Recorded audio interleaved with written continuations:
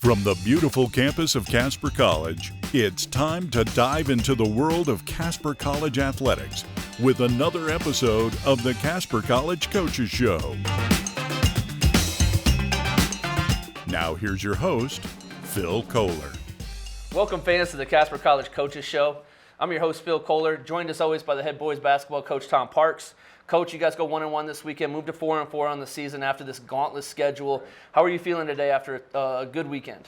I feel good. I mean, I think we're still trending in the right direction. We're getting better in a lot of areas that we talk about in practice, that we see on film. So I'm very encouraged with where we're at in this season. Again, I mean, we've talked about it before. I mean, it's easy to look at the record and be like 4-4. Sure. But I think when you dissect it and you look at the teams that we're playing, 6 out of those 8 games have been on the road, or neutral games. So we're getting there. Well, 4 versus ranked opponents, is that right? 4 of those 8. So speaking of ranked opponents, you guys took on number 11 Snow College on Friday. Tough loss, 88-74. You guys played pretty well. Abdul Bashir leads the way with 21. Darius adds 18.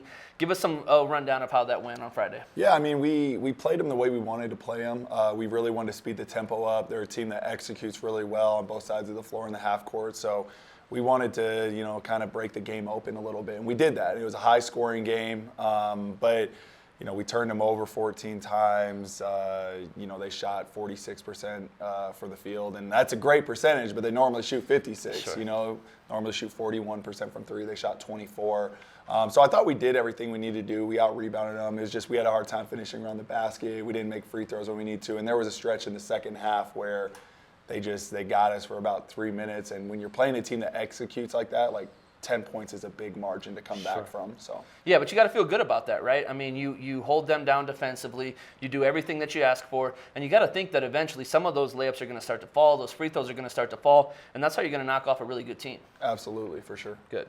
So then Saturday you guys bounce back, you get Northwestern Colorado, you win 104-91, highest scoring game of the year for you guys. Darius Robinson goes 9 of 11 from the three-point line, which, doing it against another team, you can't do that against air very often. That's pretty tough.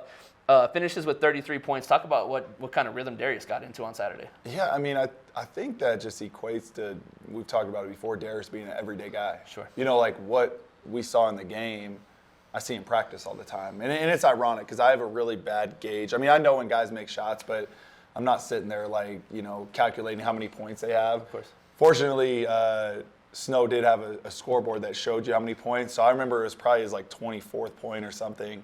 I think Abdul went up to Darius at the free throw line and was like, "You're a bad man, D-Rob," and I'm like, what is he talking about? So I look up and he had 24 at the time. There's still 10 to play. So, he got hot and he just, he plays hard, man. Sure. And I think his ability to play hard through fatigue and his ability to do it every day in practice, I think it just really prepares him in the games, and it's something that, we've seen countless times. Well, it's crazy, too. It's easy to kind of miss that because he's not a guy that dominates the ball a ton, right? He's a guy that he hits spot-up shots. He'll handle it a little bit in the backcourt, but a lot of what he's doing in those shots are coming out of your offense. Yeah, for sure.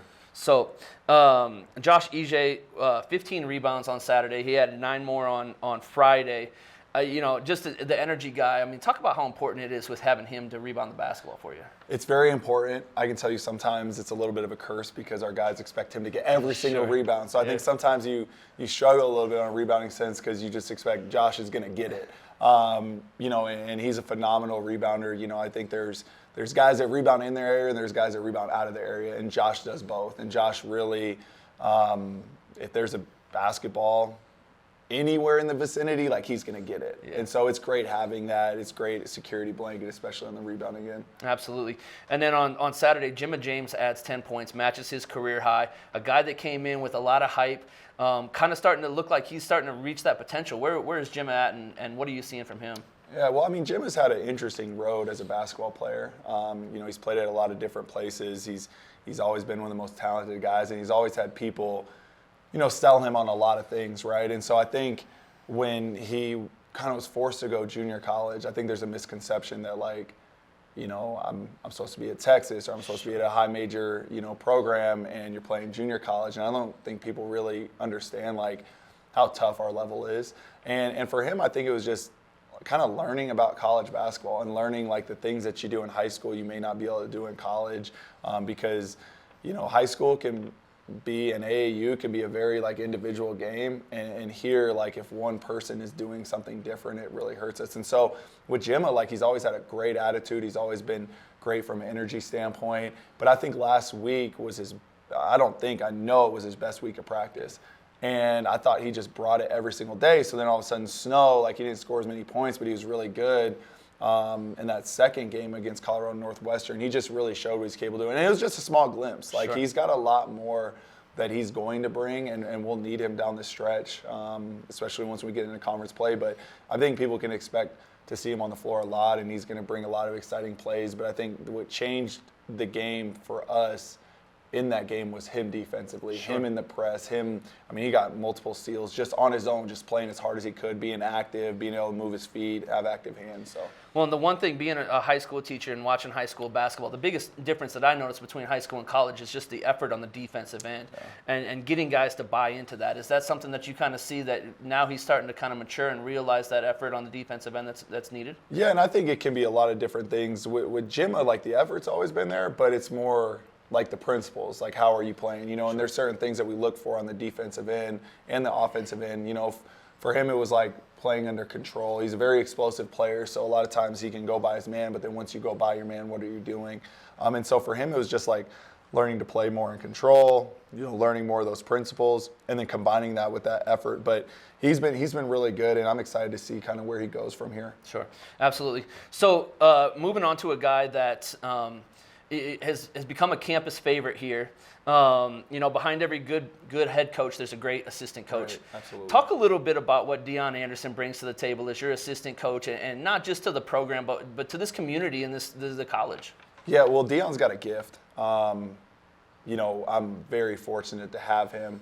We spoke at the Rotary Club weekly meeting yesterday, and I get up there and we have an introduction slide where we're both pictured on there. So I give like my introduction, where I'm from, this and that. And, I kind of give an introduction to Deion before he took over the microphone, and, told him he's, very grateful. He's extremely respectful. He's got a very warming personality, and kind of like gave all these things. And he steps up to the microphone and says, "Hello." And I swear everybody was like, just like had a smile on their face, and I'm like, he just said hello, like what is this, but he's awesome. And I think that like, every guy on our team, every coach, every manager we have is they're part of our program, but they're also like modeling our program wherever they are. And like there's some guys sometimes you worry about decisions they're gonna make or something, but like with Deion, it's like I love when he's like, he comes over here to Gateway and he just makes his rounds. Sure. He goes and just talks to people, and there's no agenda most of the time. There's nothing we need from financial aid. There's nothing we need from the VP's office, but like he's in there just to say hello. Yeah, and I think he really has a gift for like making people's day and making people smile. And, we're just very fortunate. He's an extremely hard worker.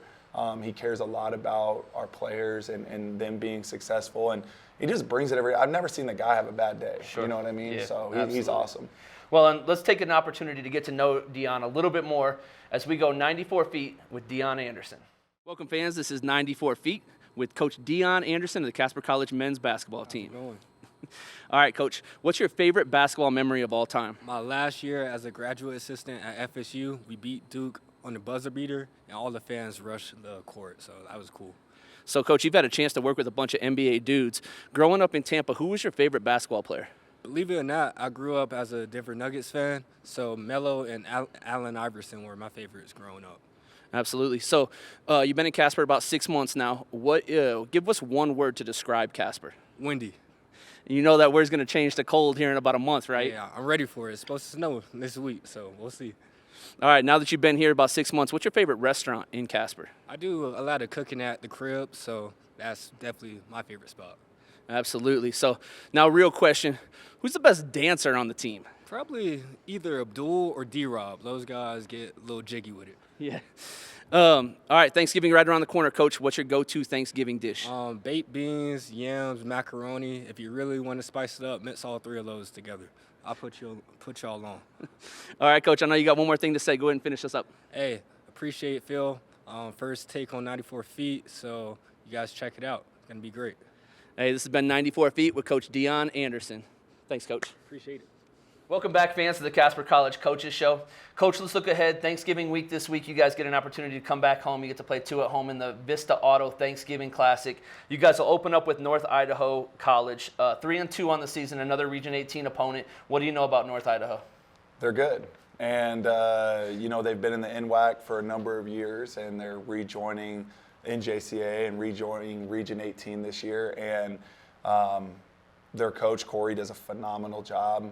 He's always had really good teams, good players. They've always been well coached. And, we talk about a gauntlet of a schedule. They've got a very interesting schedule. They went to Kansas and played 3 Kansas JUCOs in Barton, Hutchinson, and Pratt, and all 3 really good programs. Sure. And then they come back and they play a couple preps and JVs and club teams, and they haven't played since November 13th. So it's a little bit, I wouldn't say scary, but a little bit nervous because you don't know exactly what you're going to get. Sure.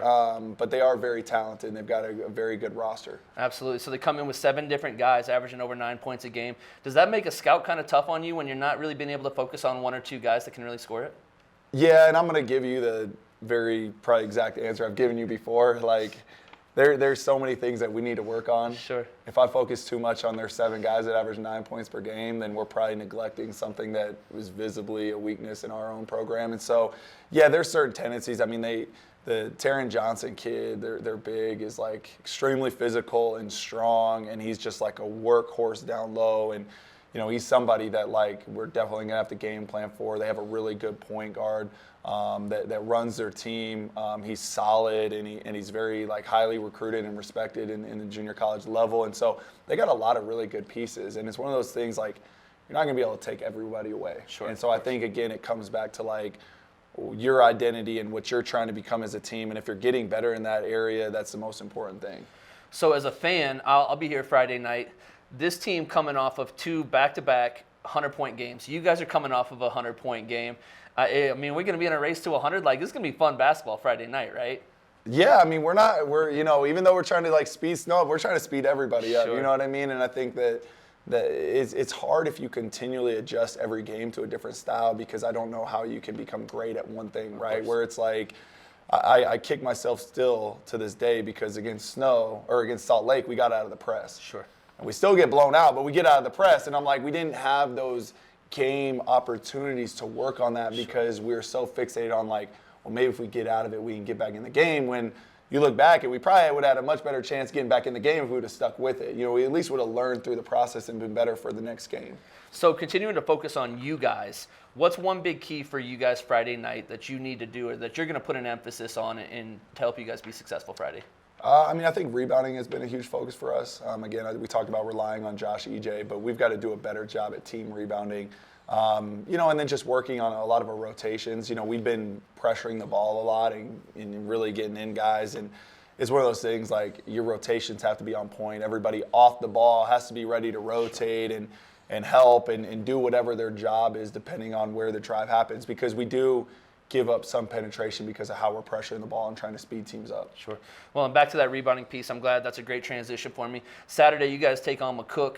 McCook comes in 2-4, a Region 9 opponent, but McCook comes in 17th in the country in rebounding. Right. That rebounding is going to be really important Saturday night as well. Absolutely. I think rebounding is probably the single most important stat when it comes to winning basketball games. There's not a lot of times that, especially if you out-rebound someone by a good margin, there's very few times that you lose a game. You get so many extra possessions. It's here, start the game with 10 extra possessions. That team's probably going to have a better chance to win the game over a 40-minute span. So, but they're a good team. They're big. Noah Boyd, pretty cool success story coming from the Caribbean and being a guy that just signed at Baylor. And so I think it's a great opportunity for fans to come and see high-level junior college basketball. We're not playing easy opponents. And I think that's what the people want to see. They don't want to see us beat a team by 50. They want to see us compete. They want to see, what our team's going to be made up when we hit adversity. And they're going to want to see other good players. I think that's the special thing about junior college basketball in a place like Wyoming is, yes, there's some good high school programs around the state, but you bring in you bring in Salt Lake Community College to Casper, Wyoming, and people can go home the next 2 years and watch those guys play on ESPN and play in the NCAA tournament. And you can say the same for guys on our current roster, but guys like the Noah Boyd kid from McCook, like he's going to be playing at Baylor, a national championship contending team almost every year. So I think it's pretty cool, and we're excited about this weekend. Well, and I'll give the Dalton Connect example as well. I mean, a guy that's playing at Tennessee, playing in Maui right now, top 10 team in the country, the best player on their team. Like another guy that came out of Region 9, came out of Northeastern, and now playing at the highest level. So two very up-tempo teams that you guys are going to play this weekend. Should be a lot of fun to watch. Absolutely. So, folks, Friday night, 7 o'clock versus North Idaho. Saturday, 6 o'clock versus McCook, the Visto Auto Thanksgiving Classic. Coach, best of luck to you this weekend. Last question, the toughest question of the day. Thanksgiving's right around the corner here. What's your go-to Thanksgiving dish or dessert or meal? What's your Thanksgiving style? Yeah, that's a great question. I'm a sides guy myself, okay. And covering everything in gravy and whatnot. But I'm gonna have to give a shout out to my mom, because she makes the best macaroni and cheese in the world. So taught my wife the recipe, but that's definitely, I don't think I'll get it this year because she lives in Minneapolis, sure. But I'll give her the shout out because that's always like the go-to dish whenever we visit, anything like that. It's like the mac and cheese. So that's it for me. Well, I'm going to shout out to my in-laws who I'm going to be spending Thanksgiving with. Coach Park said mac and cheese is a Thanksgiving dish. I've been trying to explain to them. I've been trying to tell them. It is. So now they know yes. Mac and cheese on Thanksgiving. Thanks, Mom and Dad. Okay. Fans, always remember, shoot for the stars, because even if you miss, there's always a chance for an offensive rebound. Thanks for joining us.